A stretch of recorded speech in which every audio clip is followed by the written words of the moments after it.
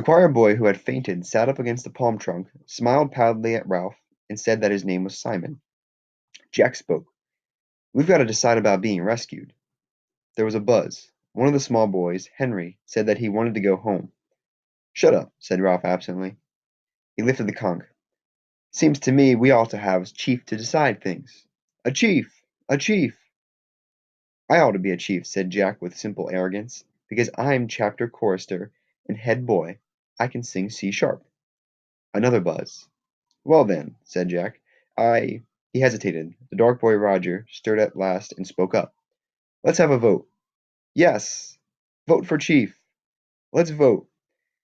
This toy of voting was almost as pleasing as the conch. Jack started to protest, but the clamor changed from the general wish for a chief to an election by acclaim of Ralph himself. None of the boys could have found good reason for this. What intelligence had been shown was traceable to Piggy, while the most obvious leader was Jack. But there was a stillness about Ralph as he sat there marked him out. There was his size and attractive appearance, and most obscurely, yet powerfully, there was the conch.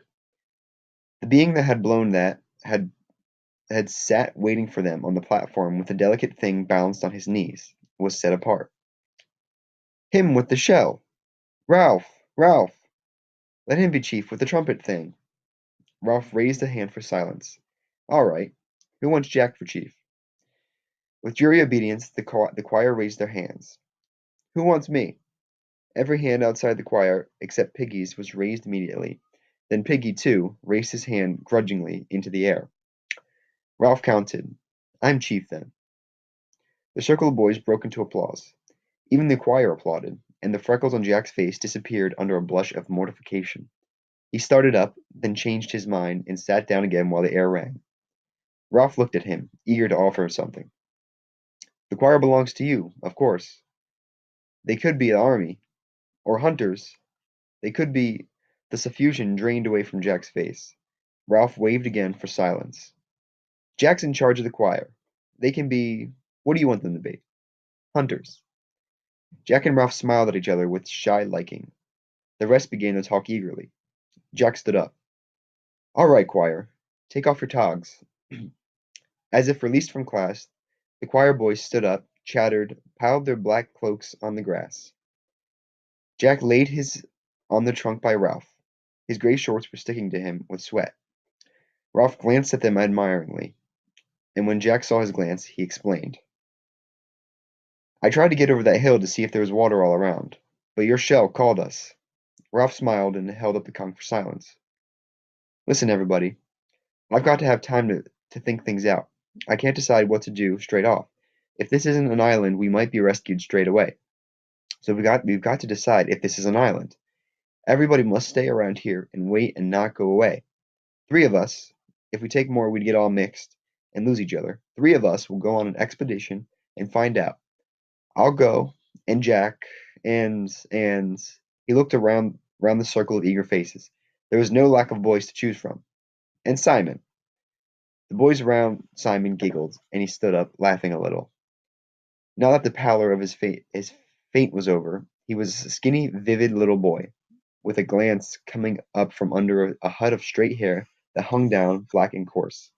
He nodded at Ralph. "I'll come." "And I—" Jack snatched from behind him a sizable sheath knife and clouded it into a trunk. The buzz rose and died away. Piggy stirred.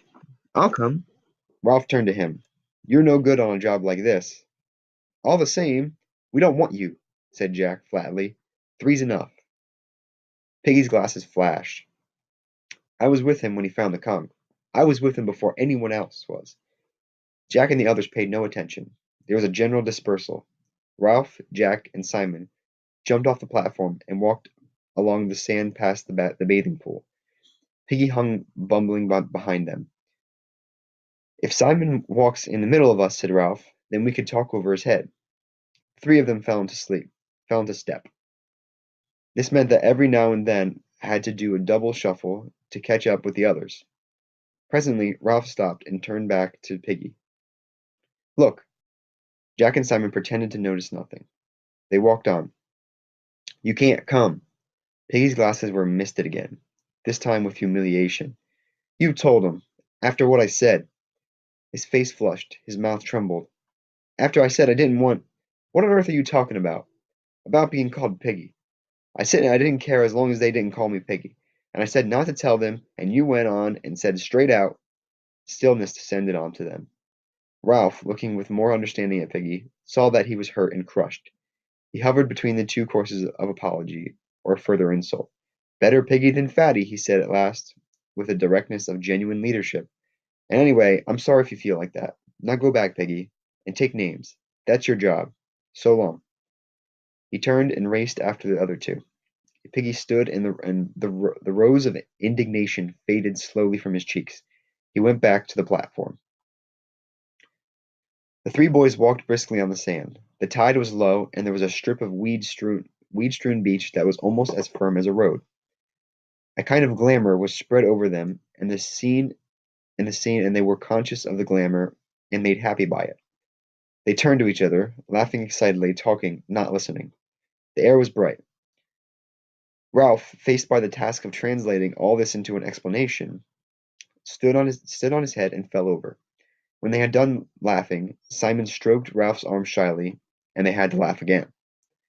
Come on, said Jack presently. We're explorers. We'll go to the end of the island, said Ralph, and look round the corner. If it is an island.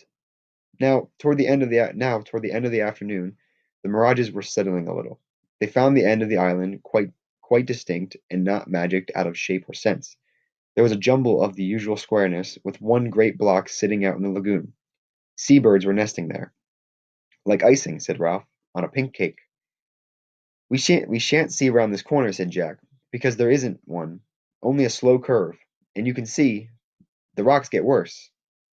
Ralph shaded his eyes and followed the jagged outline of the crags up toward the mountain. This part of the beach was nearer the mountain than any other they had seen. We'll try climbing the mountain from here, he said. I should think this is the easiest way. There's less of that jungly stuff, and more pink rock. Come on. The three boys began to scramble up. Some unknown force had wrenched and shattered these cubes so that they lay askew, often piled diminishingly on each other. The most usual feature of the rock was a pink cliff surmounted by a skewed block, and that again surmounted, and that again, till the pinkness became a stack of bounced rock projecting through the looped fantasy of the forest creepers. Where the pink cliffs rose out of the ground, there were often narrow tracks winding upwards. They could edge along them, deep in the plant world, their faces to the rock. What made this track? Jack paused, wiping the sweat from his face. Ralph stood by him, breathless. Men? Jack shook his head. Animals?